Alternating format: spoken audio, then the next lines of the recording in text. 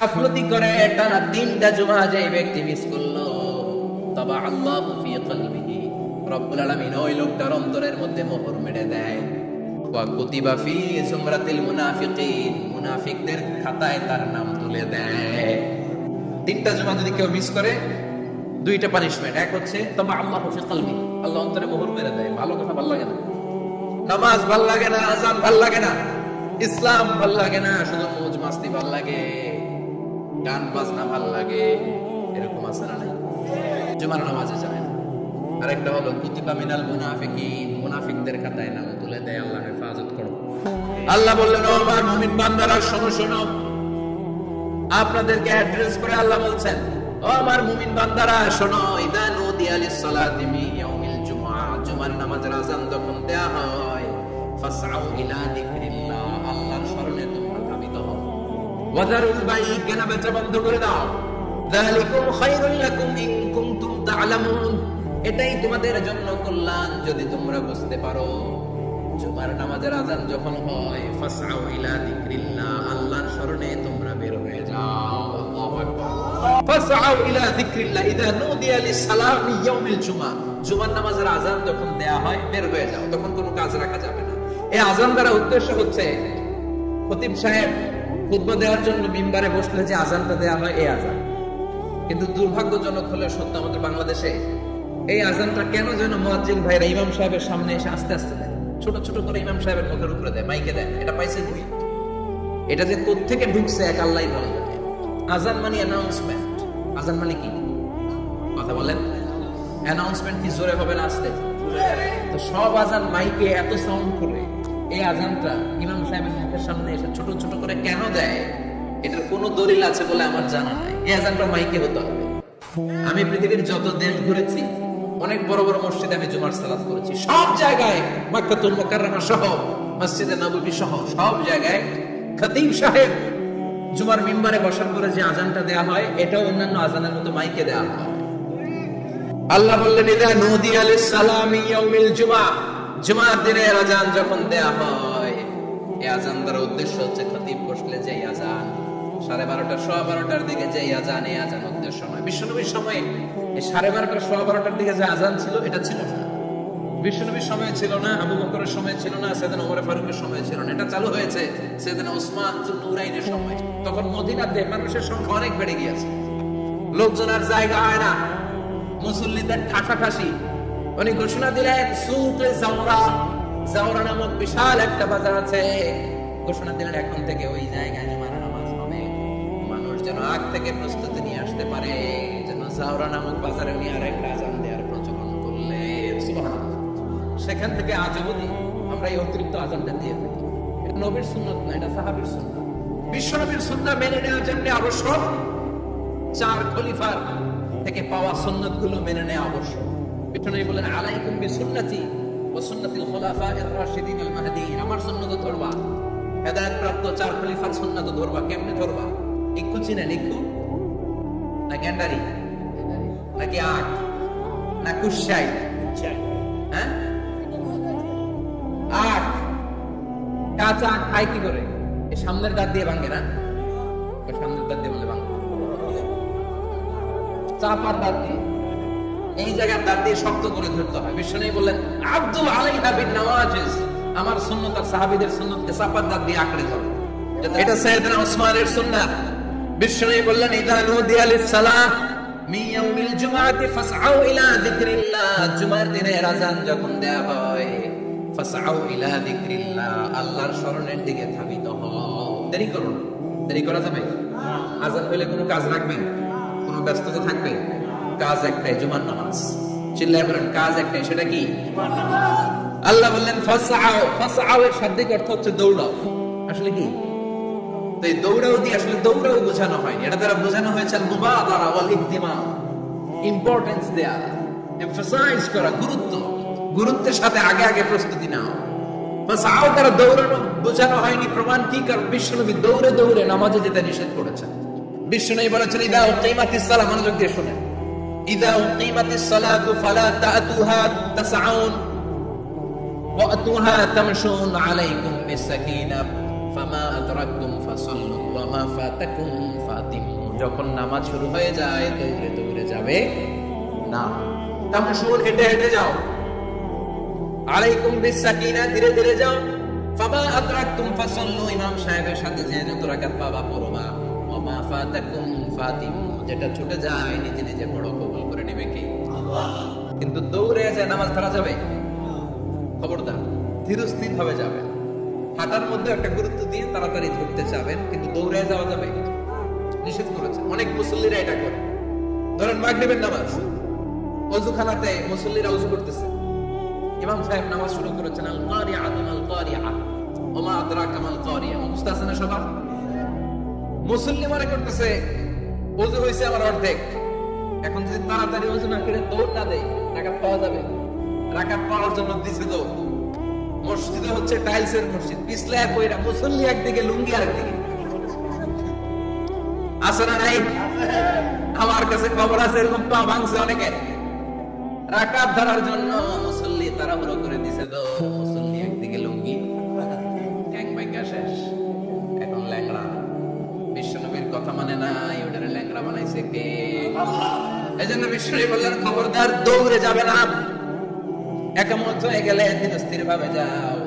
কেননা দৌড়ে দৌড়ে আপনি কার দরবারে যাবেন? উনি তো সব রাজার বড় রাজা, মহারাজা। মহারাজার দরবারে তাড়াহুড়ো করা যায় নাকি?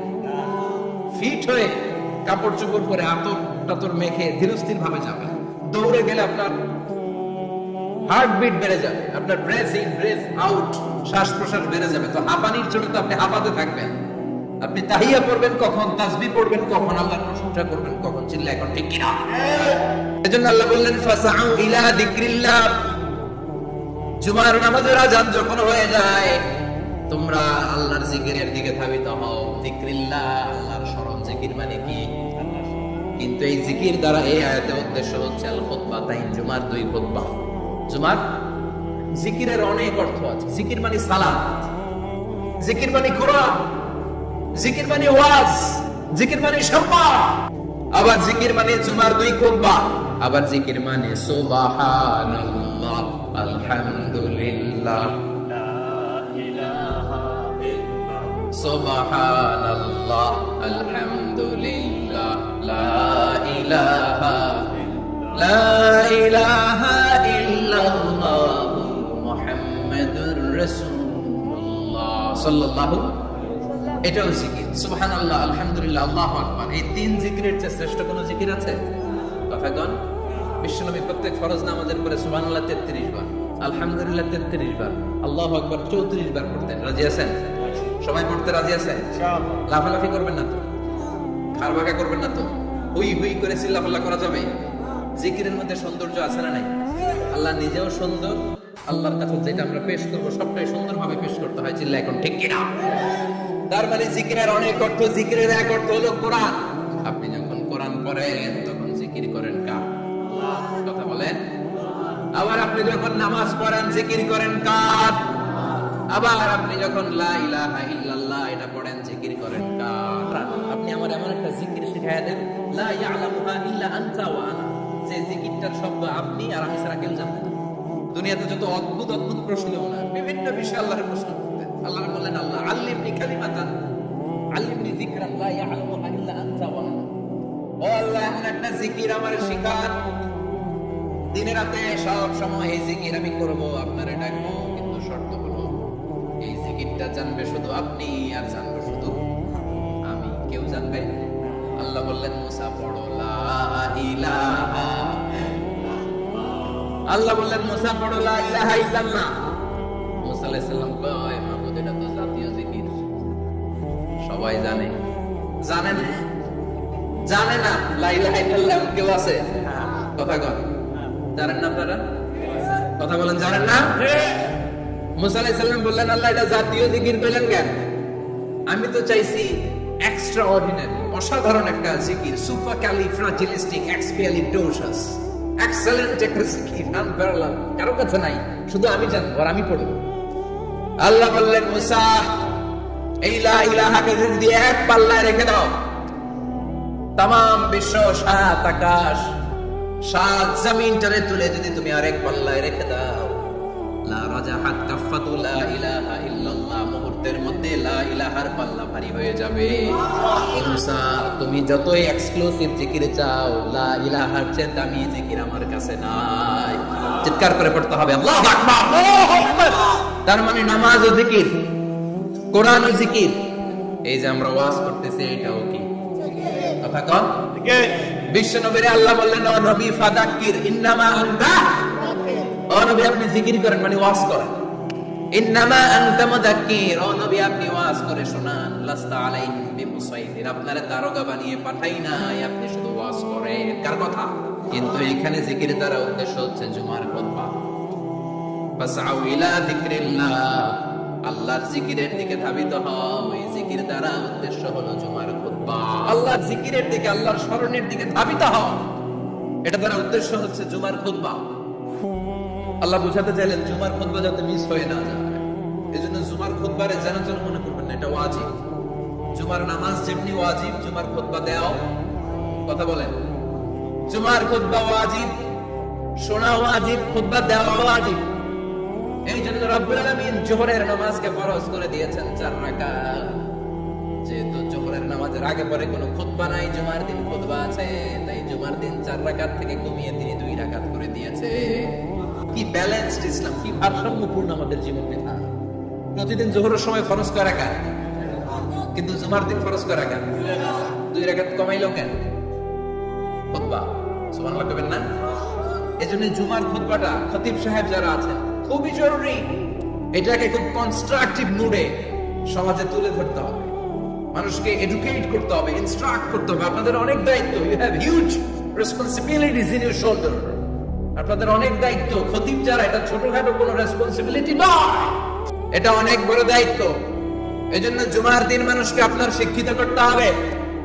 এই জুমার খুতবা, জুমার আলোচনার সাথে পৃথিবীর কোনো আলোচনার কোনো মিল নাই, কারণ জুমার আলোচনা সব সময় অন টাইম, একটা নির্ধারিত সময়ে হয়। পৃথিবীর অন্য কোনো আলোচনা নির্ধারিত সময়ে হয় নাকি? আমরা বক্তারা নির্ধারিত সময়ে মাইক পাই, কথা কর, কোনদিন 8টায়, কোনদিন 9টায়, আজকে করছি 9টায়। কিন্তু জুমার খুতবার এটা চেঞ্জ হয়। কি বরকতের একটা জলসা! ওই দিন সবাই আসতে হয় মসজিদে। ফুল টাইম নামাজি এরা আসে, পার্ট টাইম নামাজি এরা আসে, বেনামাজি এরাও আসে, আস্তিক এরা আসে, নাস্তিক এরাও আসে, আওয়ামী লীগ আসে, বিএনপি আসে, জাতীয় পার্টি আসে, জামাত ইসলাম আসে, হেফাজতে ইসলাম আসে, তাবলীগের ভাইয়েরা আসে, পীরের মুরিদেরা আসে, সবাই আসে। এটা জরুরি দিন না? তাফসীর মাহফিলের সাথে জুমার একটা মৌলিক পার্থক্য হচ্ছে, তাফসীর মাহফিল আমাদের ধরে রাখতে হয়। কি করতে হয়? ধরে না রাখলে শ্রোতা উঠে যায়। কিন্তু জুমার খুতবা কি ধরে রাখা লাগে? কথা কয়, ওঠার সুযোগ আছে, কারণ সামনে কি জুমার নামাজ। সুবহানাল্লাহ কইবেন না? এটা অনেক জরুরি। এজন্য জুমার খুতবা যারা দেন এরা বিশ্বনবীর দায়িত্ব পালন করেন। আল্লাহু আকবার। বিশ্বনবীর মাদানী ইনিংস 5 বছরের, 10 বছর। বিশ্বনবীর মাদানী ইনিংস শুরু হয়েছে মসজিদে নববী তৈরি করার মধ্য দিয়ে। বিশ্বনবী মসজিদে নববী তৈরি করার পর মসজিদে নববীর খতিব হিসেবে দায়িত্ব নিলেন। সুবহানাল্লাহ। বিশ্বনবী 1টা 2টা 5টা 10টা না, মসজিদে নববীতে 10 বছরের ইনিংসে 500টারও বেশি জুমার খুতবা দিয়েছেন। কত খুতবা? 500রও বেশি খুতবা দিয়েছেন। মদিনার সমাজটা এমনি জান্নাতি সমাজ হয় না। মদিনার সোসাইটিটাকে জান্নাতি সমাজ বানানোর জন্য বিশ্বনবীকে 500টা বক্তব্য দিতে হয়েছে। চিল্লায় পড়েন আল্লাহু আকবার। প্রতি সপ্তাহে যে আয়াতগুলো নাজিল হতো বিশ্বনবী এগুলো নিয়ে কথা বলতেন। এই সপ্তাহে যে সমস্ত আয়াতগুলো নাজিল হলো ওই আয়াতগুলো নিয়ে বিশ্বনবী জুমার দিন খুতবার মধ্যে কথা বলতেন।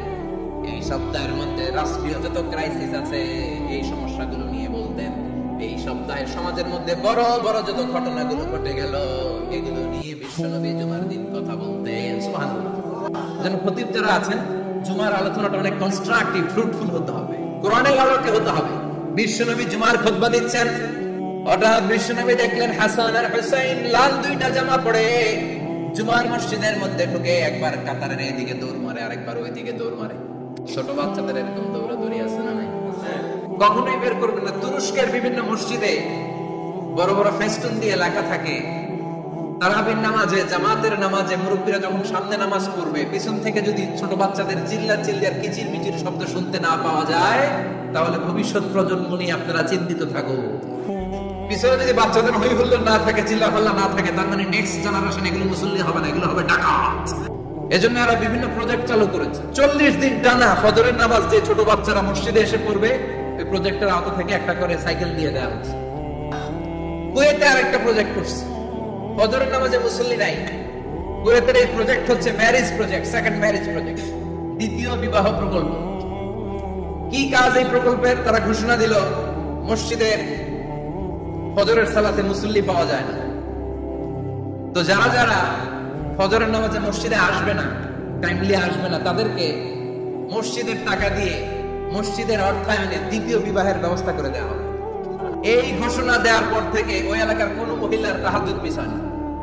ফজর তো অনেক দূরে, তাহাজ্জুদের সময় থেকে হাজবেন্ডের ডাকা শুরু করে, মসজিদে যাও, তাড়াতাড়ি কোথায় যাও, কারণ মসজিদে না গেলে দ্বিতীয় বিয়ে আছে না নাই? সুবহানাল্লাহ কইবেন না?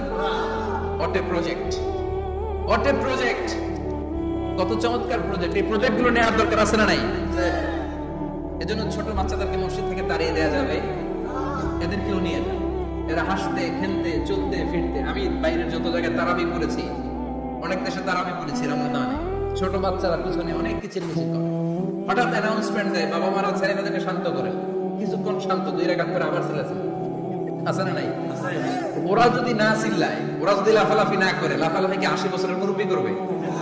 কথা কয় না। মুরব্বী লাফালাফি করলে এটা মানাবে? ছোট বাচ্চারা লাফালাফি করবে, একজন আরেকজনের কামড় দিবে, কাঁচের গ্লাস ভাঙবে, এটাই পৃথিবীর সৌন্দর্য। চিল্লায় বলেন ঠিক কিনা? বিশ্বনবী একবার আসরের নামাজের সেজদা লম্বা করে দিলেন। সাহাবারা বললেন, নবী নামাজের পরে ধরলেন, অসুস্থ হয়ে গেলেন নাকি, অথবা কোরআনের আয়াত সেজদা অবস্থায় নাজিল হয়ে গেল নাকি? আসরের সেজদা তো এত লম্বা করতে কখনো দেখি নাই রে নবী। বিশ্বনবী বললেন, না, অসুস্থ হই নাই, কোরআনের আয়াত নাজিল হয় নাই। আমি যখন সেজদায় লুটিয়ে পড়েছি, আমার কলিজার টুকরা নাতি হাসান আমার কাঁধের উপরে চেপে বসেছে। আমি যদি সেজদা থেকে মাথা উঠাই, হাসানের কষ্ট হয়ে যাবে, তাই আসরের একটা সেজদা আমি ইচ্ছা করেই লম্বা করে দিয়েছি। কি নবী ছিল, কি মায়া ছিল নাতিদের সাথে। হাসান হুসাইন বিশ্বনবী, যে নবী হচ্ছে সব নবীদেরও সর্দার, ওই নবীরে ঘোড়া বানায়, বিশ্বনবীর বাপরে চুল ছিল তো চুল ধরে এরকম ঘোড়া ঘোড়া খেলত। বিশ্বনবীর কাঁধে বসে বিশ্বনবীর বাপরে চুল টেনে টেনে কয়, আমার ঘোড়া। হাসান হুসাইনের গায়ের এমন কোন জায়গা নাই যে জায়গায় বিশ্বনবী চুমা দেয় নাই। আর বলতেন, রাইহানা চাইনি ফিদ দুনিয়া, হাসান আর হুসাইন হলো আমার দুনিয়ার সুগন্ধি। সাইয়্যিদা শাবাবি আহলিল জান্নাহ, জান্নাতীরা আপনারা যারা জান্নাতে যাবেন, আপনাদের সামনে 2টা পতাকা থাকবে, একটা থাকবে হাসানের হাতে আর একটা হুসাইনের হাতে। বিশ্বনবী মসজিদে নববীতে জুমার খুতবা দিচ্ছেন, হঠাৎ হাসান আর হুসাইন লাল 2টা জামা পরে কাতারের মধ্যে দৌড়াদৌড়ি শুরু করলেন। বিশ্বনবী খুতবা থামিয়ে দিলেন, মিম্বার থেকে নেমে হাসান হুসাইনকে 2 হাতে টানতে টানতে মিম্বারের উপরে নিয়ে আসলেন, যাতে মুসল্লিদের ডিস্টার্ব না হয়ে যায়। হাসানকে ডান হাতে ধরে, হুসাইনকে বাঁ হাতে ধরে বাকি খুতবাটা বিশ্বনবী তখন শেষ করলেন। 8টা খুতবা দিয়েছেন। কয়টা? চিল্লায় বলেন কয়টা? আবার বিশ্বনবী জুমার খুতবা দিতে দাঁড়ালেন। এক সাহাবী এসে বসে পড়ল। বিশ্বনবী বললেন, ওম দাঁড়াও, 2 রাকাত পড়ছো? সাহাবী কেন পড়ি? বিশ্বনবী বললেন, এর রাকাতে 2 রাকাত পড়ো। সাহাবী 2 রাকাত পড়া শুরু করলেন, বিশ্বনবী আবার খুতবা দেওয়া শুরু করলেন। খুতবার নিরবিচ্ছিন্নতাকে ভঙ্গ করে বিশ্বনবী তাকে দাঁড়াতে বললেন, 2 রাকাত নামাজ পড়তে বললেন। তার মানে খতিব সাহেব মন করা শুধু খুতবা দিয়ে যায় না, ডানে বায়ে কোথায় কি হচ্ছে সবকিছু নজরে রেখে, কন্ট্রোলে রেখে, সামাজিক সব সমস্যার কথাগুলো তুলে ধরে অসামাজিক কার্যকলাপের বিরুদ্ধে হুঙ্কার দিয়ে জুমার প্ল্যাটফর্মটাকে শক্তিশালী করাই হচ্ছে একজনের খতিবের দায়িত্ব। চিল্লায় এখন ঠিক কিনা? এই কাজই করেছেন বিশ্বনবী 500টা খুতবায়। আবার বিশ্বনবী দাঁড়িয়ে খুতবা দিচ্ছেন, এক সাহাবী এসে বলেন, নবী মদিনার মধ্যে পানি নাই, অনাবৃষ্টি, দুর্ভিক্ষ, আপনি একটু দোয়া করেন যাতে বৃষ্টি হয়। কিসের দোয়া? বিশ্বনবী জুমার খুতবা থামিয়ে দিলেন, খুতবা দিচ্ছিলেন, খুতবা থামিয়ে দোয়া করলেন, আল্লাহুম্মা আসকিনা, আল্লাহুম্মা আসকিনা ইয়া গাউস আগিসনা, আল্লাহুম্মা আসকিনা গাইসান মুগীসান মারিআন মুরিআন নাফিআন গায়রা দার আজিলান গায়রা আজিল।